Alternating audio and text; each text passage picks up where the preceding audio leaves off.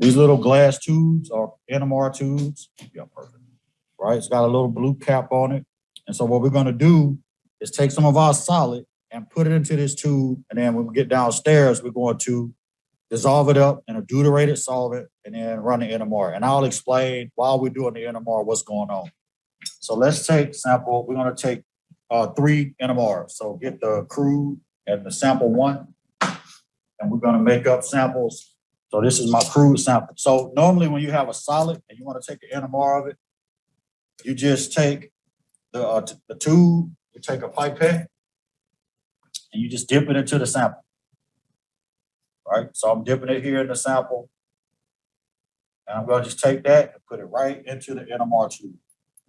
I don't care if it goes down or not, because when I get downstairs, we're gonna add the solvent to this in order to push it through the pipette. So that's that, and then we're gonna make up another sample of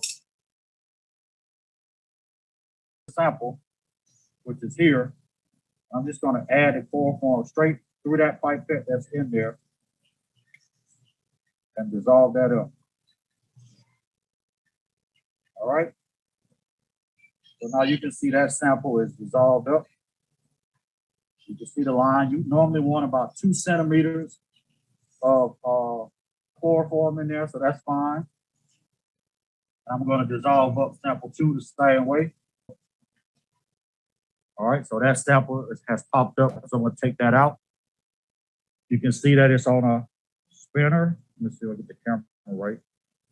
There's a spinner here, all right, and it has some black and white panels on it, and that's on purpose because when the sample is inside the instrument, you have to spin it in order to homogenize the radiation that's hitting, right? So that's just to keep track of the RPMs. So if you would, Eli, slide that spinner off of there. Just slide it straight down. I always use this to know how far to push my sample down. So I'll push it down until it stops, right? And when it stops, I can now put this into here. Now, I'm not sure if you can hear that, but it's actually, there's a little hissing noise.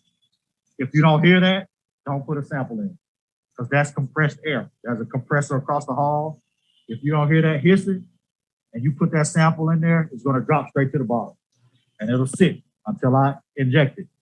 If you don't hear the hissing, don't put a sample in. What you'll end up doing, all right, so on the control panel, I want you to go to File up top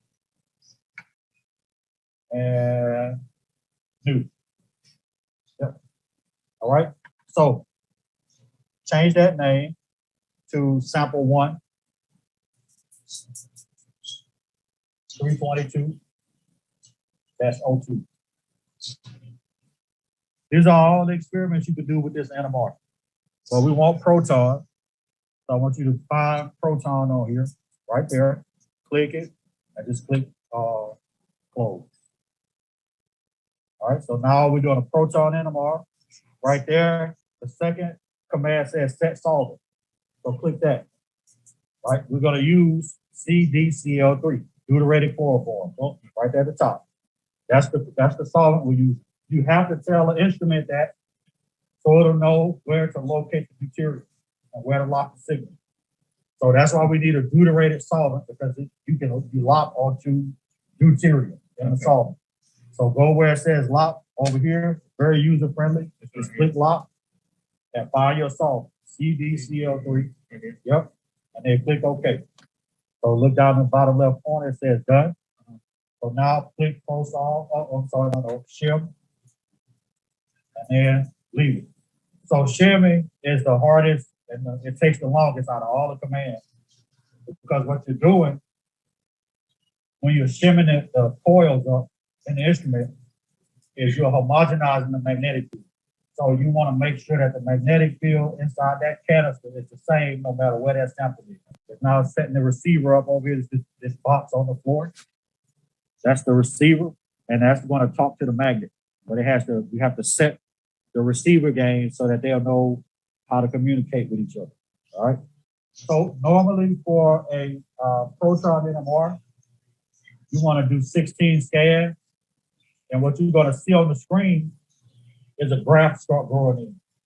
right? Because what happens is every scan is a pulse of radio frequency radiation that's hitting your molecule, and it's hitting it and affecting the magnetic field around the hydrogen.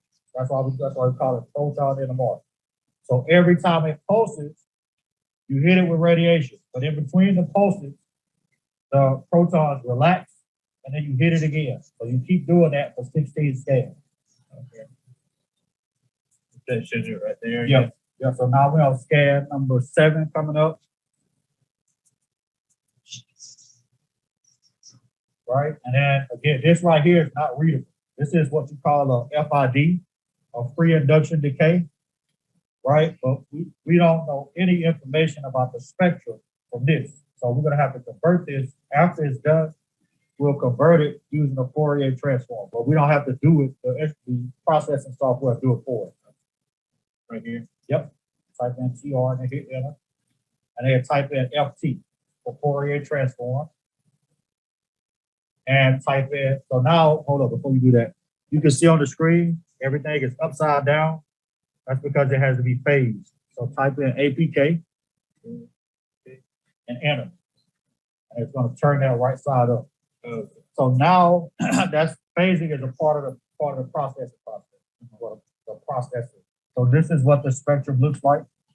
So now click that 8, multiply, asterisk. Okay, click it again. Okay, great. Click 2, divide by 2. Down right there, yep. Perfect. So now what you see in the spectrum, this is actually really clean. This is great. So the aspirin peaks are here. These are your aromatic protons.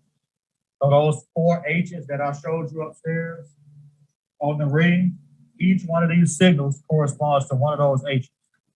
The thicker ones, not the tall one. Yeah, if you click the button, the magnifying glass, the plus it. This here. Right there. Click it again. Right, you can see that those peaks look. They're not just single lines, right? They're split up. Okay. And that's because of how they're oriented on the ring next to each other. So they split each other based on their magnetic field. So click the double-sided horizontal arrow. Come on over, right there. Scroll down, grab and drag. Stop right there. So this right here, that's the methyl proton on the ester. So if you look at the structure of aspirin, the ester part, that's the CH3 that's attached to it's the acetyl proton. All right. So that's a really good sample. It's very clean.